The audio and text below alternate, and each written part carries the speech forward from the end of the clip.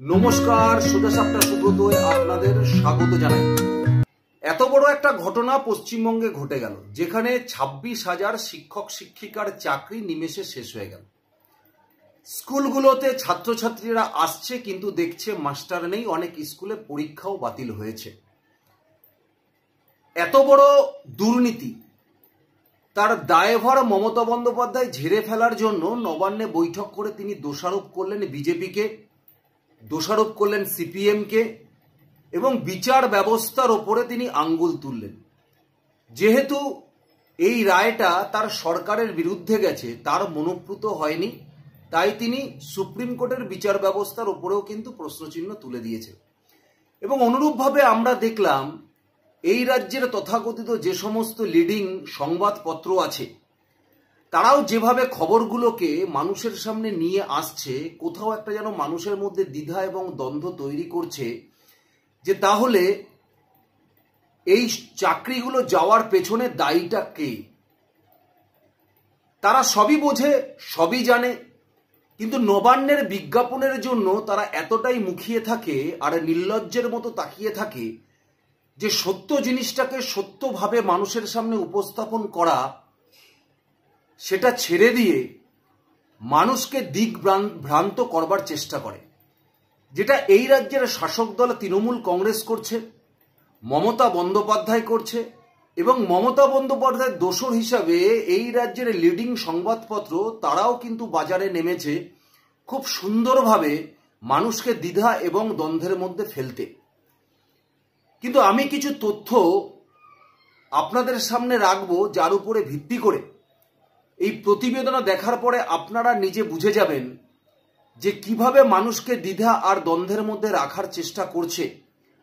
আর দ্বিধা আর দ্বন্দ্বের মধ্যে না থেকে আসল বাস্তবটা কি, এই প্রতিবেদন দেখার পরে আপনারা নিজেরাই বুঝতে পারবেন। দেখুন, আজকে সকালবেলায় যখন সংবাদপত্রে চোখ রাখলাম, আনন্দবাজারের প্রথম পাতায় বড় হরফে লেখা রয়েছে, দেখলাম দায়ী কারা, দায় কার, উত্তর নাকি নেই। তারপরে দেখলাম যে ব্রাত্য বসু, যিনি পশ্চিমবঙ্গের শিক্ষামন্ত্রী, তাকে যখন সাংবাদিকরা প্রশ্ন করেছেন, তিনি বলেছেন যে এটা ভুল কথা যে এসএসসি যোগ্য আর অযোগ্যদের তালিকা দেয়নি, বরং এটা বললে ভালো হয় যে এসএসসি যোগ্য আর অযোগ্যদের তালিকা দিয়েছে, কিন্তু সুপ্রিম কোর্ট তাতে সন্তুষ্ট হয়নি। তা এখন প্রশ্ন হলো, যখন এরকম কোনো কথা সাধারণ মানুষের কাছে আসবে, তখন সাধারণ মানুষ ভাববে যে সত্যিই যখন যোগ্য আর অযোগ্যর তালিকা দিয়েছে, তাহলে সুপ্রিম কোর্ট যোগ্য আর অযোগ্যদের মধ্যে বিভেদ করতে পারলো না কেন? তার মানে ডিসক্রেডিটটা কার? ডিসক্রেডিটটা সুপ্রিম কোর্টের। অর্থাৎ দায়ভার কার? দায়ভার হচ্ছে সুপ্রিম কোর্টের বিচারকের।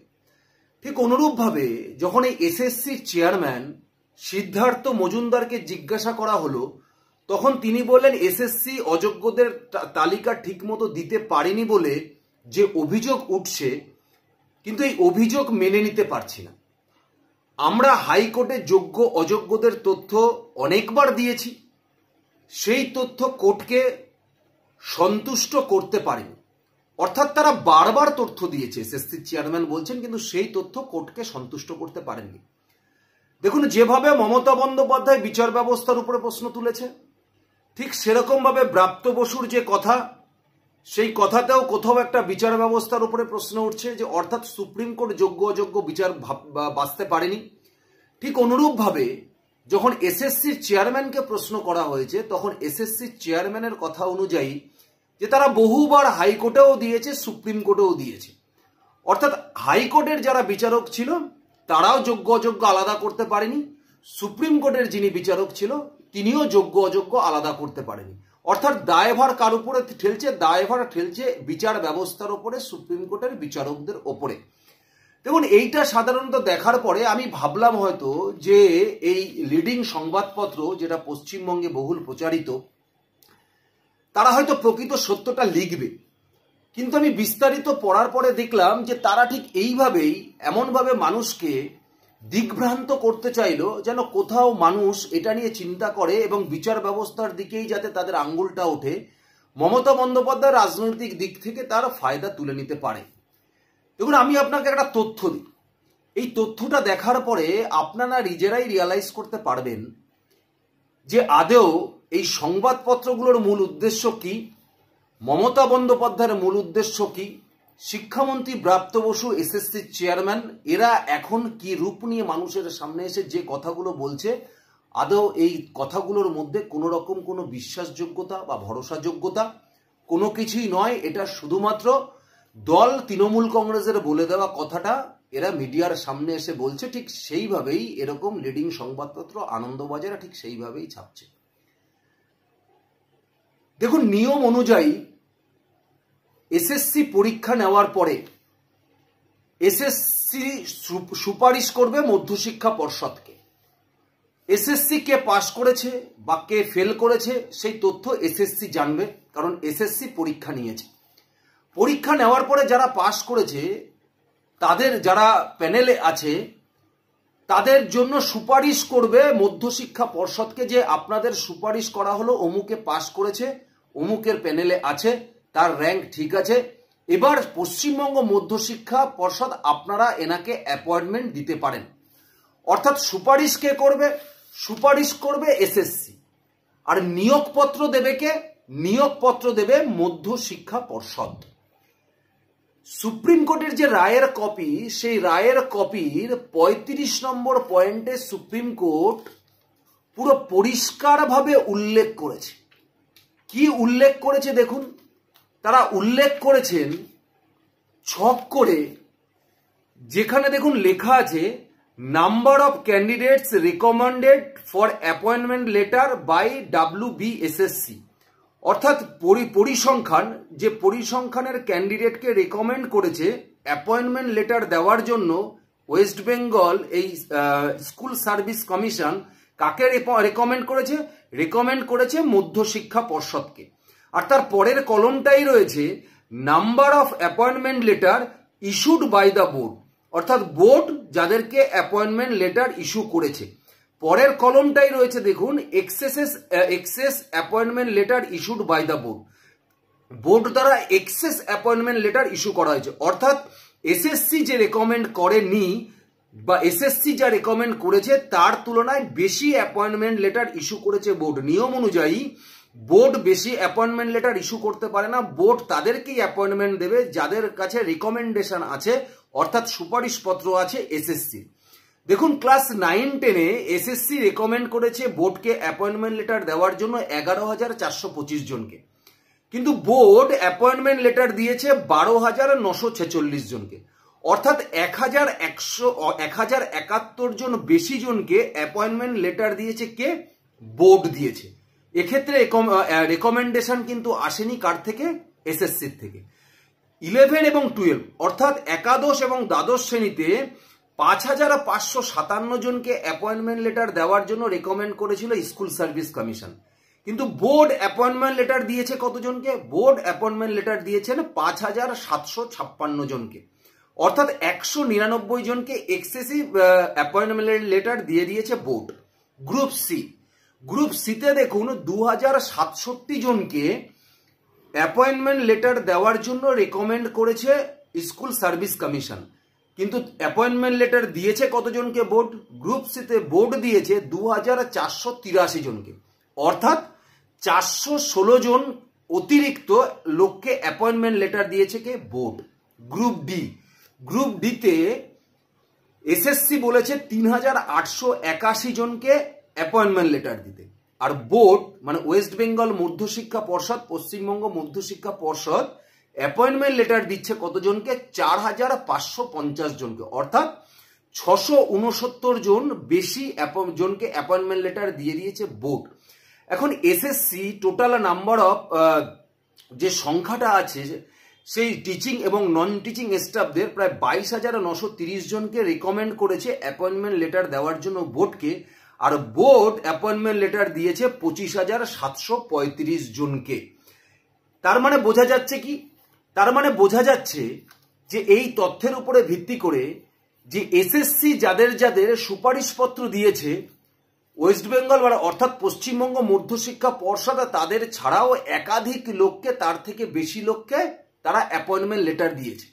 কিন্তু যেখানে দাঁড়িয়ে এসএসসি যাদেরকে সুপারিশপত্র না দেবে তাদেরকে কিন্তু পশ্চিমবঙ্গ মধ্যশিক্ষা পর্ষদ অ্যাপয়েন্টমেন্ট লেটার দিতে পারে না, কিন্তু পশ্চিমবঙ্গ মধ্যশিক্ষা পর্ষদ দিয়েছে শিক্ষামন্ত্রীকে ব্রাত্য বসু। এখন প্রশ্ন হলো যে এই জিনিসটা তো আর একদিনে হয়নি, দীর্ঘদিন ধরে চলছে। তাহলে এসএসসি জানে না যে তার থেকে বেশি রিক্রুট হচ্ছে, বেশি অ্যাপয়েন্টমেন্ট লেটার বোর্ড দিচ্ছে?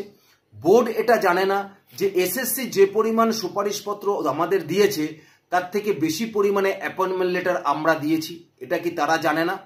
এবার দেখুন, তার সঙ্গে সঙ্গে সেই 35 নম্বর পয়েন্টে সুপ্রিম কোর্ট তার অবজারভেশনে বলছে যে when confronted the board had proffered that all appointment letter were issued on the recommendation of West Bengal SSC। অর্থাৎ যখন এটা সামনে এসে গেছে তখন বোর্ড বলছে যে না, আমরা যে অ্যাপয়েন্টমেন্ট লেটার দিয়েছি সেই অ্যাপয়েন্টমেন্ট লেটার এসএসসির সুপারিশ অনুযায়ী দিয়েছি। অর্থাৎ এসএসসি যা সুপারিশ করেছে আমরা তাই অ্যাপয়েন্টমেন্ট লেটার দিয়েছি। তাহলে বেশি কি করে হচ্ছে? On the other hand, the West Bengal SSC contradicted the stance of the board by stating that they had not issued recommendation for the excess number mentioned by the board। অন্যদিকে Paschimbanga SSC বলছে যে আমরা অতিরিক্ত রেকমেন্ডেশন দিইনি, board যাদেরকে appointment letter অতিরিক্ত দিয়েছে তাদেরকে আমরা রেকমেন্ডেশন দিইনি। কিন্তু অন্যদিকে বোর্ড বলছে এসএসসি যা রেকমেন্ডেশন দিয়েছে আমরা তার থেকে অতিরিক্ত কিছু দিইনি, আমরা তাদেরকেই অ্যাপয়েন্টমেন্ট লেটার দিয়েছি। কিন্তু এসএসসি বলছে যে বোর্ড যে সংখ্যা বলছে আমরা এই সংখ্যার সুপারিশপত্র কিন্তু বোর্ডকে দিইনি, বোর্ড অতিরিক্ত দিয়েছে। তাহলে এজলাসে দাঁড়িয়ে যখন সওয়াল জবাব হচ্ছে সেখানে দাঁড়িয়ে এসএসসির আইনজীবী একরকম কথা বলছে, আবার অন্যদিকে পশ্চিমবঙ্গ মধ্যশিক্ষা পর্ষদ অর্থাৎ সরকারের তরফ থেকে যে আইনজীবী ছিল সেই আইনজীবীও কিন্তু অন্যরকম কথা বলছে। অর্থাৎ দুজনের কথার মধ্যে কন্ট্রাডিক্টরি হচ্ছে। অর্থাৎ এসএসসি যে সংখ্যা আর বোর্ডের যে সংখ্যা এই দুটোর মধ্যেই কিন্তু কোনো মিল নেই। পরে বলছে দেখুন যে West Bengal SSC and the board now claim that the discrepancy in the number of appointment letter issued is incorrect। এখন বলছে ভুল করে হয়ে গেছে, ভুল করে হয়ে গেছে। তা প্রশ্নটা হলো, যখন এর আগে প্রায় 1-2 বছর ধরে কলকাতা হাইকোর্টের সিঙ্গেল বেঞ্চ, পরে সুপ্রিম কোর্টে আসার পরে ফিরিয়ে দিল ডিভিশন বেঞ্চ, এতদিন ধরে যখন এই মামলা চলছে তখন এসএসসি আবার মধ্যশিক্ষা পর্ষদ তাদের মনে হয়নি যে তারা ভুল তথ্য দিচ্ছে? তারপরে দাঁড়িয়ে এই ভুলের ওপরেই তারা দাঁড়িয়েছিল, কিন্তু বারবার এই যে খাওয়ানোটা খাইয়ে দেওয়া হচ্ছে যে দায় কার দায় কারা, এর থেকে কি বোঝা যাচ্ছে যে আদৌ দায়ী কে আর এর দায়ভার কার? কেন যোগ্য আর অযোগ্যদের আলাদা করা সম্ভব হয়নি? সিবিআই তদন্ত করেছে, সিবিআই তদন্তে সেই নাইসার থেকে যা যা ডকুমেন্টস তারা সংগ্রহ করেছে, সেখান থেকে যে হার্ড ডিস্ক সংগ্রহ করেছে তার উপরে ভিত্তি করে প্রায় 8,000 মতো ক্যান্ডিডেট যাদেরকে ফলস বেরিয়েছে, rank jump, OMR sheet manipulation. কিন্তু সিবিআই এটাও বলেছে যে আরো অনেক তথ্য ছিল যেগুলো তারা জ্বালিয়ে দিয়েছে, নষ্ট করে দিয়েছে, সেই তথ্য আমাদের উদ্ধার করা সম্ভব হয়নি। তাহলে যে তথ্য এগুলো ছাড়াও যত সংখ্যক শিক্ষক শিক্ষার্থী বা টিচিং নন টিচিং স্টাফ আছে তাদের মধ্যেও আরো জালিয়াতি ভরে আছে, তাহলে সেটা বার করার একমাত্র উপায় কি? সেটা বার একমাত্র করতে পারে এসএসসি। কারণ এসএসসি পরীক্ষা নিয়েছে, এসএসসির কাছে ওএমআর শিট আছে, এসএসসির কাছে ওএমআর শিটের অবশ্যই ডিজিটাল কপি থাকবে। কিন্তু যখন এসএসসি কে জিজ্ঞাসা করা হচ্ছে তখন এসএসসি বলছে আমাদের কাছে অরিজিনাল ওএমআর শিট নেই, আমাদের কাছে ডিজিটাল কপি নেই, অর্থাৎ সেগুলোকে নষ্ট করে দিয়েছে। তৃণমূল সরকার ক্ষমতায় আসার আগে অবধি যখন সিপিএম ছিল তখনও 3 বছর অবধি যে কোনো চাকরি প্রার্থীরা যদি পরীক্ষা দিত তার ওএমআর শিট রেখে দেওয়া হতো। এই সরকার আসার পরে বিধানসভায় আইন পাশ করে 1 বছরের মধ্যে ওএমআর শিট নষ্ট করে দিত। তাহলে এত তারা কিসের ছিল যে চাকরি প্রার্থীরা, যে 24 লক্ষ চাকরি প্রার্থীরা পরীক্ষা দিয়েছিল সেই সময় দাঁড়িয়ে, তারা তো একটা পরীক্ষার ফি দিয়েছিল। তাহলে একটা সরকার 1 বছর তাদের ওএমআর শিট গচ্ছিত রাখতে পারবে না? তাহলে একটা অসৎ উদ্দেশ্য তো অবশ্যই ছিল। তাহলে যারা পরীক্ষা দিয়েছিল সেই ওএমআর শিটই যদি এসএসসির কাছে না থাকে, তার কোনো ডিজিটাল কপি যদি এসএসসির কাছে না থাকে, তাহলে এসএসসি প্রমাণ করবেই বা কি করে যে তাদের কাছে যে লিস্ট আছে তার মধ্যে কে স্বচ্ছ আর কে অস্বচ্ছ, কে যোগ্য কে অযোগ্য? সুতরাং সেখানে দাঁড়িয়ে চাল আর কাকর আলাদা করা যায়নি, এটা সুপ্রিম কোর্টও পারেনি। কারণ পারলে একমাত্র এসএসসি পারত, আর এটা ইন্টেনশনালি করা হয়েছে। এই সরকার মমতা বন্দ্যোপাধ্যায় ইচ্ছাকৃতভাবে করা হয়েছে। আশা করি এই প্রতিবেদন শোনার পরে আপনারা পরিষ্কার হয়ে গেছেন যে কার দায়, কে দায়ী, কে করিয়েছে, কেন করিয়েছে, কি উদ্দেশ্যে করিয়েছে। আপনাদের কাছে এটা পরিষ্কার হয়ে গেছে। ধন্যবাদ, নমস্কার।